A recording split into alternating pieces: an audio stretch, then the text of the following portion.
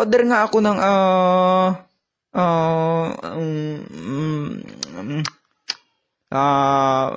McFloat, dawala. For dine-in or for take-out po? Ay, teka lang, wala kaming McFloat, sir. Doon kayo sa kabila.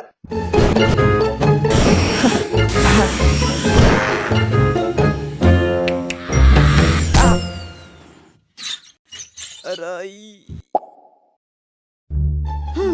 First job seeker ka pala. Ma'am, ano pong problema? Wala naman. Bali tatawagan ka na lang namin ha pag qualified ka na. Pwede ho bang mahingi number nyo? Bakit? Ako na lang ho yung tatawag para sure. Nge, Ano ba hanap nila dun? College graduate with 10 years experience? Walang ya. Kaya nga nag-a-apply para makapag-experience.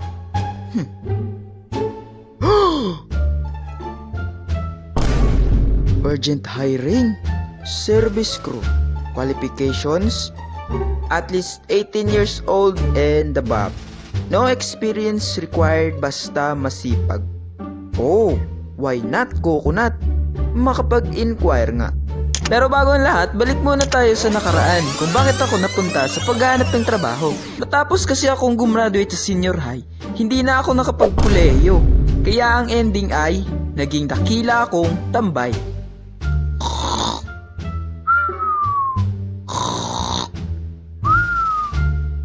anak, buksan mo nga tong pinto. Ay, hanggang kailan ka ba magiging ganyan? Anak, wala kang mararating kung lagi kang nakailata dyan. Sira na rin futuro mo ni hindi ka na nag-enroll sa kolehiyo. Ano ba talaga desisyon mo sa buhay? Bakit hindi ka na lang kaya mag-apply ng trabaho? At dami-daming dyang hiring. Bakit di mo kaya subukan? Hoy, naririnig mo ba ako? Ay nako, bahala ka nga dyan. Napag-isip-isip ko nun na baka sinabi yun ni Mother Earth kasi nagiging pabigat na ako sa bahay. Kaya ayun, naghanap na ako ng trabaho.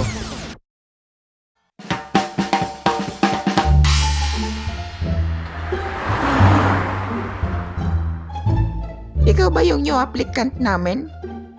Yes po, ma'am. Kuya kasi isang slot na lang meron kami dito. Sige ho, kahit ano pong posisyon, game ako dyan. Kaya mo ba mag-soda? I mean, di naman siya mabigat na work. Magtitimpla-timpla ka lang naman ng mga drinks, ganon, then okay na. Sige ho, ma'am. Kailan po ba ako mag-i-start? Bakit? Hired ka na ba?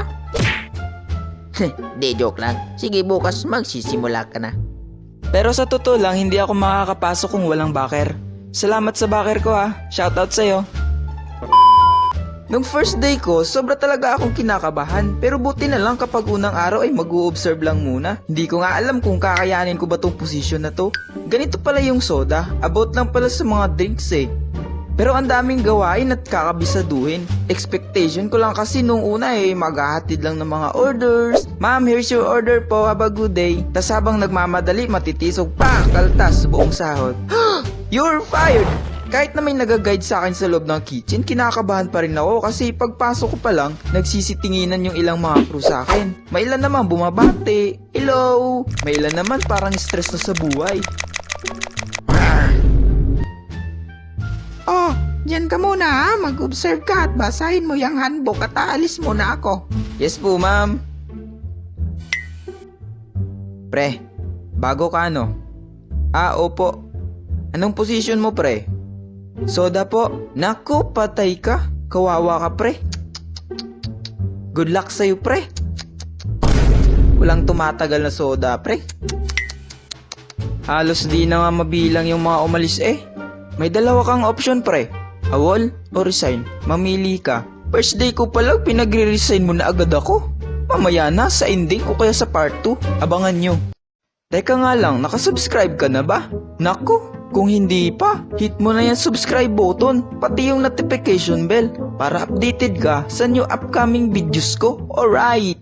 Nakasubscribe na ako, pre. Pero balita ko, 90% sa nanonood sa'yo ay hindi pa nakapag-subscribe. Naku, kawawa ka nga.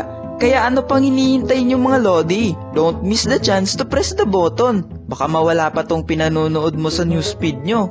Oh, paano pre? Balik na ako sa trabaho. Baka pagalitan na ako ng manager. Sige pre, salamat sa pag-advertise. Walang ano man. Teka lang, Nasaan na yung daladala ko? At nung second day, pinagtry na akong gumawa ng iba't ibang drinks tulad ng iced tea, PJ, choco koan, coffee koan, tapos koan. Then kapag natapos ko na yun, doon naman ako sa harapan katabi ng cashier para mag-serve ng mga drinks ng mga customer. Naalala ko dati, may nagpila sa harapan ko at sabi, "Kuya, isa nga pong yosi, tas pasindi na rin." "Sir, puti o pula?" Joke lang, wala kaming yosi dito. Para tong sabo, ginawa pa tong kantin. Biro lang, uorder talaga ako. Pa-order nga ako ng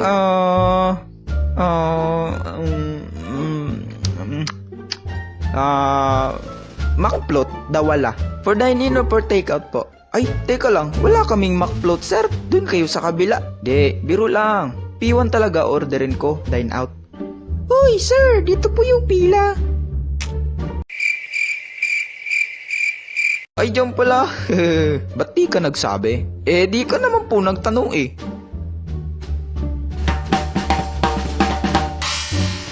So, yun muna ang ipiplex ko sa ngayon. Maraming salamat sa panonood. Kita-kits sa next video. Pagpasensyahan nyo na guys ha, at ang tagal kong mag-upload. Ang dami kasing hindrances.